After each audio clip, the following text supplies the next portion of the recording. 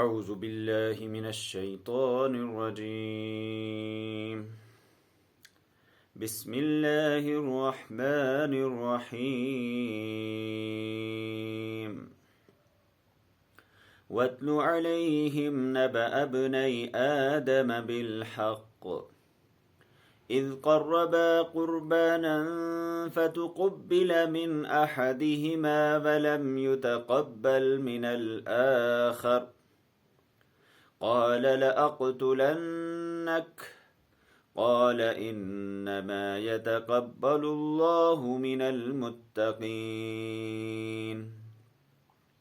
لئن بسطت إلي يدك لتقتلني ما أنا بباسط يدي إليك لأقتلك إني أخاف الله رب العالمين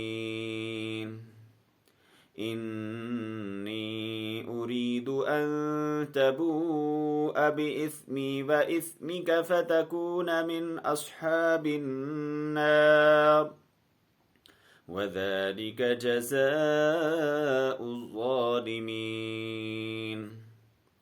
فطوعت له نفسه قتل أخيه فقتله فأصبح من الخاسرين صدق اللہ العظیم. سامعین و مشاہدین کرام،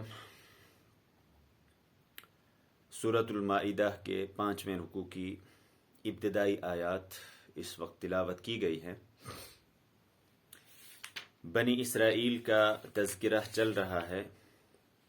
اس سے پہلے ان کے اجتماعی رویہ کی بات کہی گئی.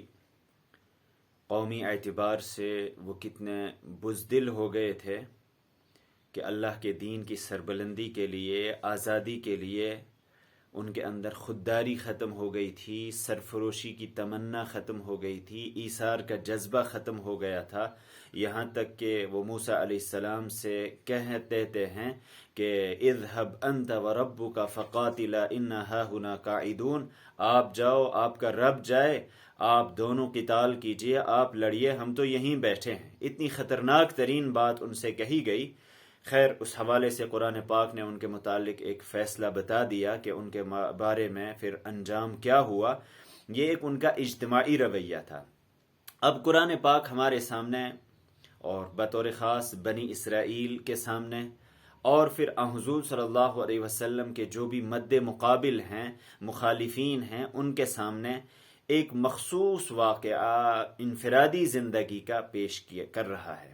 اور یہ انفرادی زندگی کا واقعہ وہ انسانی تاریخ کی ابتدا کا ہے، جہاں سے انسانی تاریخ کا آغاز ہوتا ہے. آدم علیہ السلام اور حضرت حوا علیہ السلام، دو افراد دنیا کے اندر بھیجے گئے، اور ان کے بعد پھر توالد اور تناسل کا سلسلہ شروع ہوتا ہے.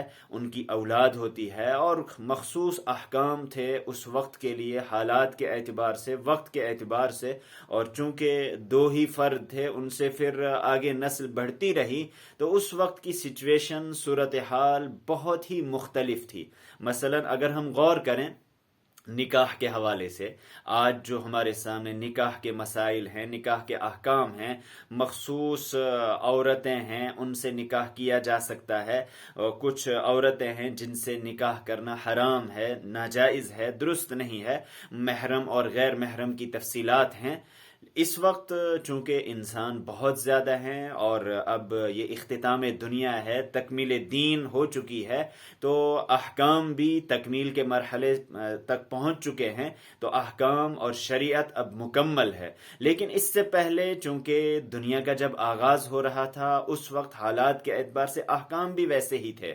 مثلا اس وقت ایک طریقہ یہ تھا کہ جب آدم علیہ السلام اور حضرت حوا علیہ السلام، ان کی اولاد پیدا ہونا شروع ہو گئی، توالد اور تناسل کا سلسلہ شروع ہو گیا، تو کیونکہ اس وقت جو بھی بچے پیدا ہوں گے وہ ایک دوسرے کے بھائی بہن کہلائیں گے، اور بھائی بہن سے نکاح یہ آج کی شریعت کے اعتبار سے درست نہیں. لیکن اس وقت کے لیے مخصوص احکام یہ تھے کہ ایک بطن سے، ایک حمل سے یہ اللہ تبارک و تعالیٰ کی طرف سے ایک فطری نظام تھا، نیچرل نظام تھا. ایک لڑکا اور ایک لڑکی پیدا ہوتے تھے ایک بطن سے، اور اس کے بعد دوسرے بطن سے پھر ایک لڑکا اور ایک لڑکی پیدا ہوتے تھے، جڑواں بھائی اور بہن پیدا ہوتے تھے. اب جو ایک بطن سے پیدا ہونے والے بچے ہیں، لڑکا اور لڑکی، ان کا آپس میں نکاح جائز نہیں تھا. یہ اس وقت کی شریعت کے اعتبار سے تھا. وہ حقیقی جڑواں بھائی تھے، تو بھائی بہن تھے، اس اعتبار سے ان کا نکاح آپس میں درست نہیں تھا. لیکن جو دوسرے بطن سے پیدا ہو رہے ہیں، دوسرے حمل سے پیدا ہو رہے ہیں، تو ان کا نکاح پہلے والے بطن سے پیدا ہونے والے بچوں کے ساتھ درست تھا. مثلا پہلے بطن سے جو لڑکا ہے، دوسرے بطن سے پیدا ہونے والی لڑکی کے ساتھ اس کا نکاح درست تھا. پہلے بطن سے پیدا ہونے والی لڑکی کے ساتھ دوسرے بطن سے پیدا ہونے والے لڑکے کا نکاح درست تھا. اس اصول اور ضابطے کے مطابق آدم علیہ السلام کے دو بیٹے دو الگ الگ بطنوں سے پیدا ہوتے ہیں. ایک کا نام قابیل تھا اور ایک کا نام حابیل تھا. یہ ابتدائی تاریخ قرآن پاک ہمارے سامنے بیان کر رہا ہے. جو قابیل کی حقیقی جڑواں بہن تھی وہ انتہائی خوبصورت تھی، وہ اچھی تھی، اور جو حابیل کی بہن تھی، جڑواں بہن تھی، وہ شکل کے اعتبار سے اتنی اچھی نہیں تھی. اب اس وقت کی شریعت کے مطابق، قانون کے مطابق، ضابطے کے مطابق ہونا یہ تھا کہ جو قابیل کی بہن ہے اس سے حابیل کا نکاح ہونا تھا، اور جو حابیل کی بہن تھی اس سے قابیل کا نکاح ہونا تھا.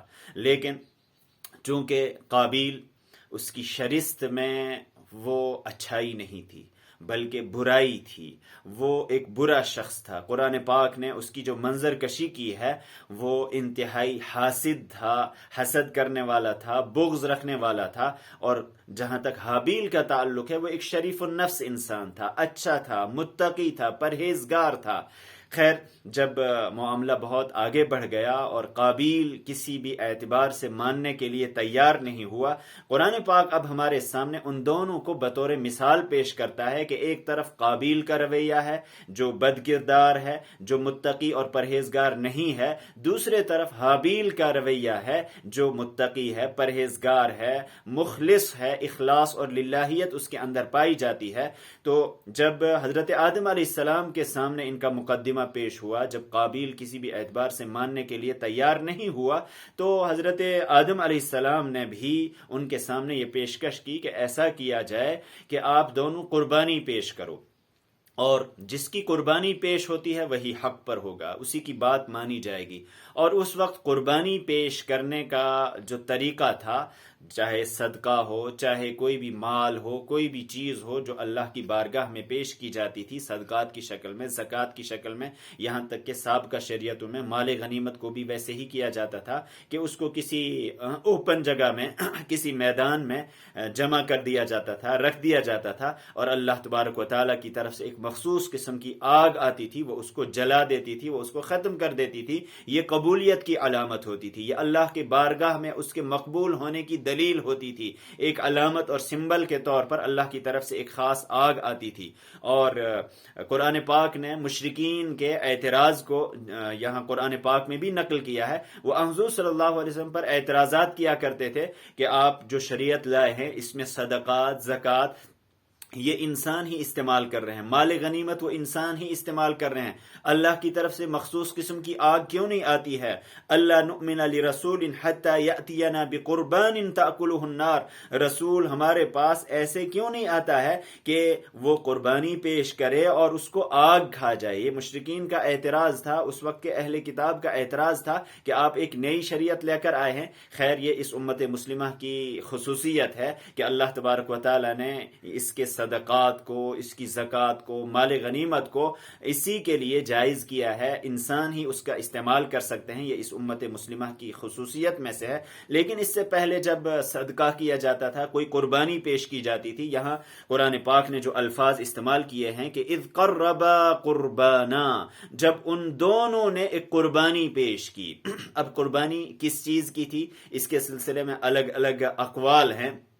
جانور تھے، زراعت میں سے، کھیتی باڑی میں سے کوئی حصہ تھا، بہرحال جو بھی چیز تھی انہوں نے اللہ کے دربار میں اس کو پیش کیا۔ اور قربانی کس کو کہتے ہیں؟ قربانی کہتے ہیں ما یتقرب به، جس کے ذریعے اللہ کا تقرب حاصل کیا جائے، انسان اللہ کے قریب جس چیز کے ذریعے ہو اس کو قرآن پاک قربانی کہتا ہے۔ تو وَاتْلُ عَلَيْهِمْ نَبَأَ ابْنَيْ آدم، وَاتْلُ، اے اللہ کے رسول صلی اللہ علیہ وسلم آپ تلاوت کیجئے، آپ پڑھ کر سنائیے، آپ بیان کیجئے ان کے سامنے نبأ ابنی آدم، آدم کے دو بیٹوں کی نبا، ان کا اہم قصہ، اہم واقعہ۔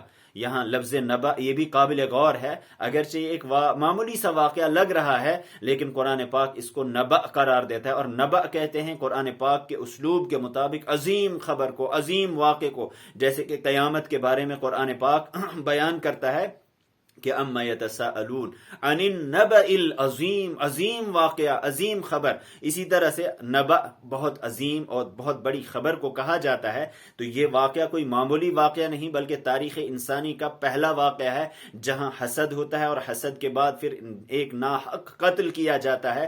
یہ کوئی معمولی واقعہ نہیں تھا، اور بلکہ یہ ایک رویہ تھا، ایک کردار تھا جس کو قرآن پاک ہمارے سامنے پیش کرتا ہے کہ وہیں سے دو قسم کے کردار ہمارے سامنے آتے ہیں، ایک حق کی نمائندگی کرنے والا کردار تھا اور دوسرا باطل کی نمائندگی کرنے والا کردار تھا۔ ایک کے اندر تقوی تھا، للہیت تھی، اخلاص تھا، اور دوسرے کے اندر بغض تھا، عداوت تھی، باغیانہ جذبہ تھا، نافرمانی کا جذبہ تھا۔ تو یہ ایک بہت اہم واقعہ ہے، اہم خبر ہے۔ تو حضور صلی اللہ علیہ وسلم کو بتایا جا رہا ہے جو آپ کی مخالفت کر رہے ہیں ان کو بتا دیجئے کہ یہ دو طرح کے کردار شروع سے رہے ہیں اور اس واقعے سے ان کو سبق حاصل کرنا چاہیے۔ تو نبأ ابنی آدم بالحق، حق کے ساتھ صحیح طریقے سے ان کے سامنے اس واقعے کو پیش کیجئے۔ قرآن پاک جہاں بھی کسی واقعے کو بیان کرنے کی بات کرتا ہے یا خود بیان کرتا ہے وہاں بالحق کی شرط لگاتا ہے۔ تاریخ کو توڑ مروڑ کر پیش کیا جائے یا کسی واقعے کو بیان کرنے میں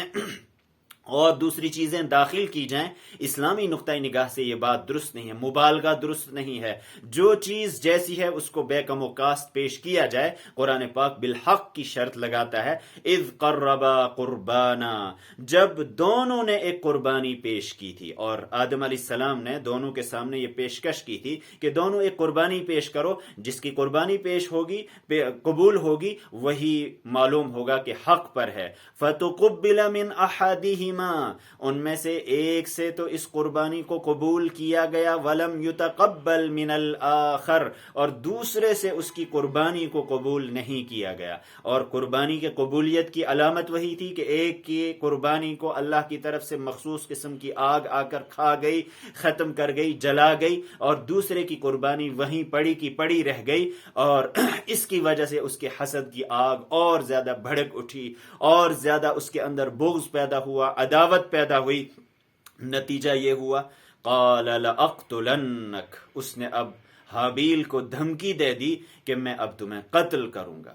حسد کی آگ اس کو اس حد تک لے آئی کہ وہ ایک انسانی جان کا، اور یہ کوئی عام انسان نہیں بلکہ متقی پرہیزگار تھا قرآن پاک کی نگاہ میں، اور آدم علیہ السلام کا بیٹا تھا، اس کا حقیقی بھائی تھا، اس کو یہ دھمکی دے رہا ہے کہ میں تمہیں قتل کروں گا۔ اس سے اہم بات یہ معلوم ہوئی جب انسان کے اندر حسد کی آگ جلتی ہے، جب خواہش نفس اس پر غالب آ جاتی ہے، پھر اس کو بھائی بہن کی تمیز ختم ہو جاتی ہے، پھر حق اور باطل کی تمیز ختم ہو جاتی ہے، پھر نفس انسانی کا مقام اور مرتبہ اس کے ذہن سے معوف اور معطل ہو جاتا ہے۔ پھر اس کو آپ ہزار دلائل دے دیجئے، وہ ایک دلیل کو ماننے کے لیے تیار نہیں ہوگا، جیسے کہ حضور صلی اللہ علیہ وسلم کے مخالفین کے سامنے ایک دلیل دی جا رہی تھی، اور بذات خود حضور صلی اللہ علیہ وسلم ایک نبی کی حیثیت سے ان کے سامنے موجود تھے، لیکن اس وقت مخالفین حق ایک بات ماننے کے لیے تیار نہیں تھے، تو اس نے دھمکی دے دی لأقتلنک، میں تمہیں قتل کر دوں گا۔ آدم علیہ السلام کے دوسرے بیٹے، نیک بیٹے حابیل نے کیا جواب دیا؟ قال انما يتقبل اللہ من المتقین، ارے بھائی جان اس میں میری کوئی غلطی نہیں ہے، حقیقت یہ ہے، اصول یہ ہے، ضابطہ یہ ہے کہ انما یتقبل اللہ، بے شک اللہ تعالیٰ قبول کرتا ہے من المتقین، تقوی شعار لوگوں سے جن کے دلوں کے اندر تقوی ہو، للہیت ہو، اخلاص ہو، مخلصانہ طریقے سے وہ عمل کو اللہ کی بارگاہ میں پیش کریں، انہی کا عمل اللہ کی بارگاہ میں قبول ہوتا ہے۔ ایک اصولی بات اس نے اپنے بھائی کو بتا دی، اور یہ اصولی بات شروع میں بیان کی گئی اس وقت، اور اب امت مسلمہ کے سامنے پیش کی جا رہی ہے، اور آج کی شریعت مطہرہ میں بھی قربانی کے حوالے سے بطور خاص قرآن پاک ہمارے سامنے اسی نقطے کو، اسی پہلو کو بیان کرتا ہے کہ اللہ تعالیٰ کو آپ کے قربانی کے گوشت اور پوست کی کوئی ضرورت نہیں، وَلَٰكِن يَنَالُهُ التَّقْوَىٰ مِنْكُمْ، اللہ آپ کا تقوی چیک کرنا چاہتا ہے، اللہ آپ کے تقوی کو دیکھنا چاہتا ہے۔ تو تقوی یہ کسی بھی عمل کے قبول ہونے کی بنیاد ہے، بنیادی شرط ہے، اولین شرط ہے۔ جہاں یہ مفقود ہو تو اللہ کی بارگاہ میں بہتر سے بہتر عمل بھی قابل قبول نہیں ہو سکتا ہے۔ اس کے بعد جب اس نے قتل کا ارادہ کیا تھا تو اس کے جواب میں اس کے بھائی کا جواب کیا تھا؟ لَئِن بَسَطتَ إِلَيَّ يَدَكَ لِتَقْتُلَنِي، بسط الید کہتے ہیں ہاتھ بڑھانا، اگر تم میری طرف اپنا ہاتھ بڑھاؤ گے، دست درازی کرو گے، لِتَقْتُلَنِي تاکہ تم مجھے قتل کرو، مَا أَنَا بِبَاسِطٍ يَدِيَ إِلَيْكَ، میں ابتدا میں آغاز میں اپنا ہاتھ تمہاری طرف نہیں بڑھاؤں گا، میں تم پر ابتدا میں دست درازی نہیں کروں گا، لِأَقْتُلَكَ کہ میں تمہیں قتل کروں، اقدام قتل کروں۔ کیوں؟ اس کی وجہ کیا ہے؟ انی اخاف اللہ رب العالمین، میں تو اللہ سے ڈرتا ہوں جو رب العالمین ہے۔ یہاں ایک اہم نقطہ ایک تو یہ ہے کہ اگر کسی کی طرف سے صرف قتل کے اقدام کی خبر معلوم ہو جائے، ابھی اس نے قتل نہیں کیا ہے، اس نے قتل کی بات کہی، احتیاطی تدابیر ضرور اختیار کی جانی چاہیے، اور احتیاطی تدابیر اختیار کرنا یہ شرعی نقطۂ نگاہ سے ضروری ہے، فرض ہے، لیکن صرف کسی کے کہنے کی وجہ سے یا کوئی اڑتی ہوئی خبر پہنچ گئی اس کی وجہ سے انسان کسی کو قتل کر دے، یہ شرعی نقطۂ نگاہ سے درست نہیں ہے۔ یہ آدم علیہ السلام کا بیٹا چونکہ متقی تھا، پرہیزگار تھا، خوف تھا اس کے اندر، تو اس نے یہ کہا کہ اگر تم میری طرف دست درازی کرو گے ابتدا میں ہرگز تمہاری طرف دست درازی نہیں کروں گا۔ اس کی وجہ کیا ہے؟ میں اللہ سے ڈرتا ہوں، خوف خدا میرے اندر ہے، یعنی تمہارے اندر خوف خدا مفقود ہے، اور تم میری اچھائیوں کی وجہ سے، نیکیوں کی وجہ سے، میرا اللہ کی بارگاہ میں مقبول ہونے کی وجہ سے تم جل رہے ہو، بن رہے ہو۔ اس کے بارے میں حقیقی اصول یہ ہے کہ کسی کی اچھائیوں کی وجہ سے اپنی کمزوریوں پر پردہ نہیں ڈالنا چاہیے، بلکہ اپنی کمزوریوں کو دیکھنا چاہیے، اپنی کوتاہیوں کو دیکھنا چاہیے۔ اپنی محرومیوں کا سبب آپ بھائی کی اچھائیوں کو بنا رہے ہو، بھائی کی نیکیوں کو سبب بنا رہے ہو کہ تم محروم ہو چکے ہو، یہ قطعاً صحیح رویہ نہیں ہے، صحیح بات نہیں ہے۔ میں تو خوف خدا رکھتا ہوں، اور خوف خدا یہ ہر نیکی کی جڑ ہے، ہر نیکی کی بنیاد ہے۔ جس کے اندر اللہ کا خوف ہوگا وہ کبھی بھی کسی بھی گناہ کا ارتکاب کرنے کی جرأت نہیں کر سکتا ہے۔ تو خوف خدا یہ اصل بنیاد ہے۔ انی ارید ان تبوء باسمی و اسمک، میں چاہتا ہوں کہ تو نے میرے قتل کا ارادہ کیا ہے تو اس کا گناہ، اس کا خمیازہ تو ہی بھگتے گا، میں اس کا خمیازہ بھگتنے کے لیے تیار نہیں ہوں۔ میں اگر اس کا ارادہ کرتا تو اس کا وبال بھی تم ہی پر۔ اس کی وجہ یہ ہے کہ تم نے ابتدا کی ہے، آغاز کیا ہے۔ تو انی ارید ان تبوء باسمی، باء یبوء کہتے ہیں عربی میں، اصل میں رجوع الی المنزل، گھر کی طرف واپس آنا، اپنی منزل کی طرف واپس آنا۔ چونکہ دنیا یہ دار العمل ہے، انسان کو اس کا جو اصل گھر ہے آخرت، وہاں واپس پلٹ کر جانا ہے۔ وہاں انسان دو طرح سے جا سکتا ہے، یا تو گناہوں کا بوجھ لے کر جا سکتا ہے، یا نیکیوں کی سوگات لے کر جا سکتا ہے۔ تو حابیل کیا کہتا ہے؟ انی ارید ان تبوء، میں چاہتا ہوں کہ تم لوٹو، تم پلٹو، کس حال میں؟ باسمی، میرے گناہ کے ساتھ بھی، میرے قتل کا گناہ بھی تمہارے سر ہو، واسمک، اور تم نے جو نافرمانی کا ارادہ کیا ہے یہ بھی تمہارے سر ہو۔ تم نے ابتدا کی، تم آغاز کر رہے ہو تو تم ہی پر اس کا وبال ہے۔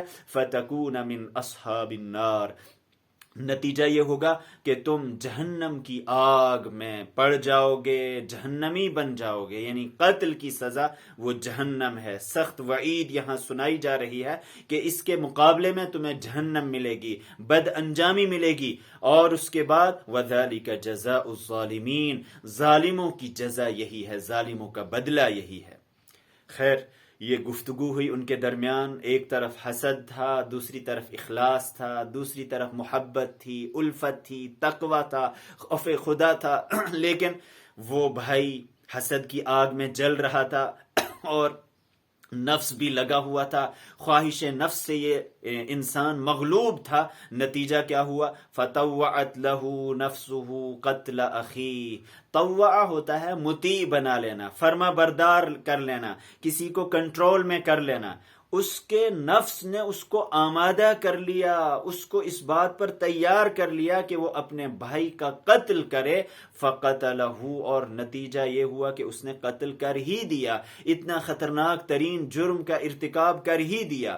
طوعت لہو نفسہ، نفس یہ آہستہ آہستہ انسان کو آمادہ کرتا ہے، برائی پر آمادہ کرتا ہے، اور جب یہ غالب ہو جائے، خواہش نفس، انسان کے اندرون کا جو برا نفس ہے، یہ جب انسان پر غالب ہو جاتا ہے، پھر انسان کو کوئی سجھائی نہیں دیتا ہے، عقل کی تمیز وہ ختم ہو جاتی ہے، پھر حق اور باطل کی تمیز ختم ہو جاتی ہے۔ تو یہ قرآن پاک ہمارے سامنے نفس کا طریقہ کار بیان کرتا ہے کہ آہستہ آہستہ، سٹیپ بائی سٹیپ، یہ انسان کو برائی پر آمادہ کرتا ہے۔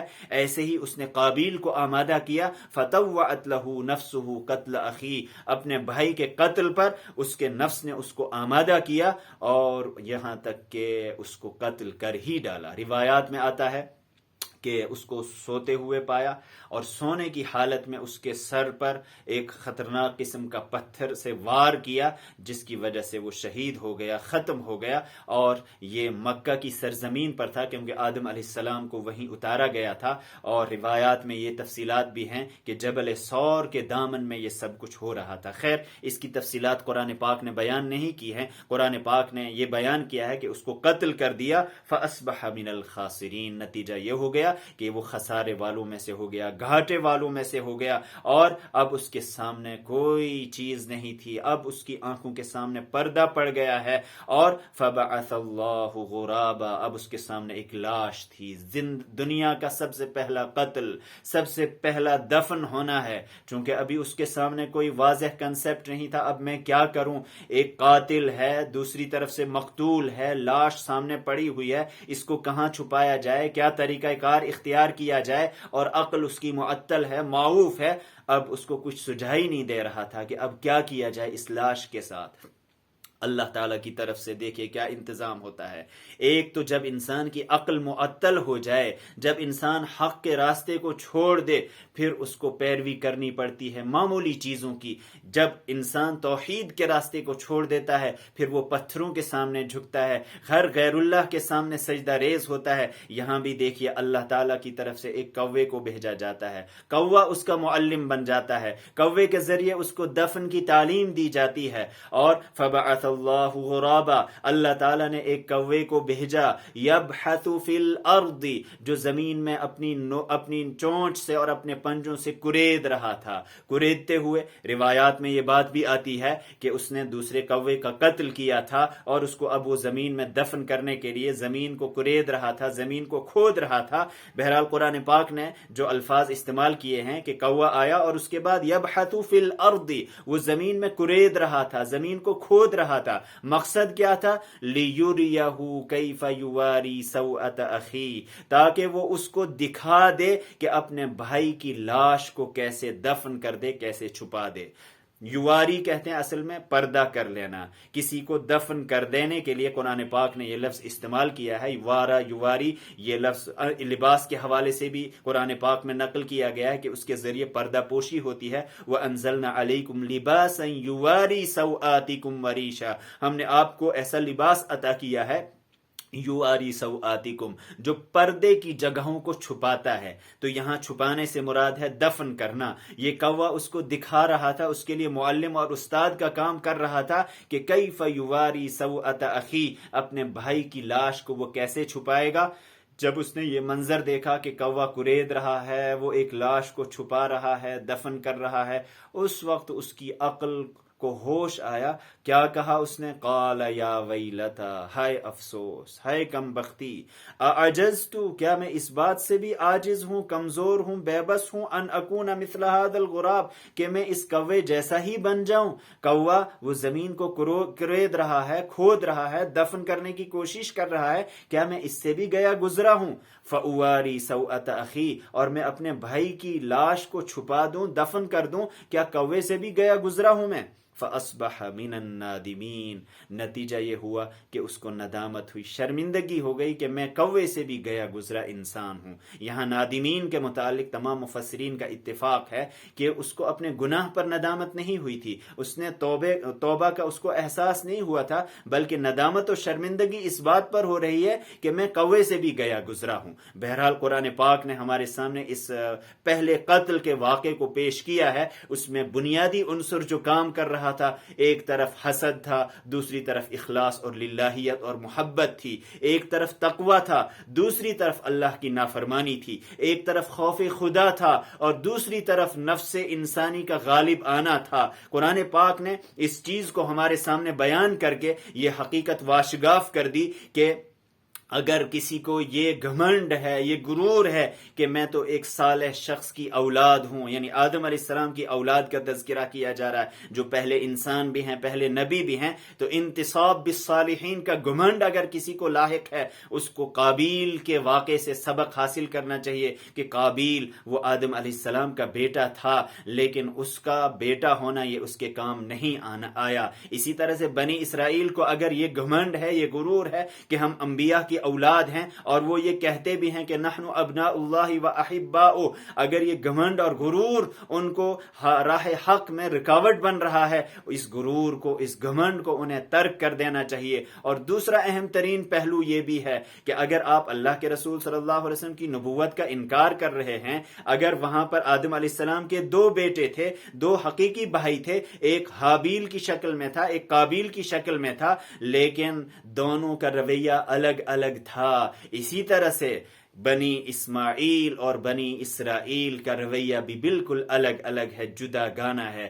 بنی اسماعیل وہ حابیل کا کردار ادا کر رہے ہیں اور بنی اسرائیل وہ قابیل کا کردار ادا کر رہے ہیں، حالانکہ آدم علیہ السلام ہی کے وہ دونوں بیٹے تھے. اور یہاں پر بھی اسماعیل اور اسرائیل دونوں ابراہیم علیہ السلام کی اولاد سے تعلق رکھتے ہیں، لیکن دونوں کا رویہ الگ الگ ہے، دونوں کا کردار الگ الگ ہے. اس اعتبار سے قرآن پاک ہمارے سامنے اس حقیقت کو بیان کرتا ہے کہ انسان کو اصلاً تقوی شعار ہونا چاہیے، متقی اور پرہیزگار ہونا چاہیے، اور حابیل کا رویہ اختیار کرنا چاہیے، قابیل کے رویے کو ترک کرنا چاہیے. اللہ تبارک و تعالی ہمیں متقی اور پرہیزگار بنائے اور ہمارے دلوں کے اندر خوف خدا پیدا فرمائے. وآخر دعوانا ان الحمد للہ رب العالمین. جزاکم اللہ خیرا وبارک فیکم.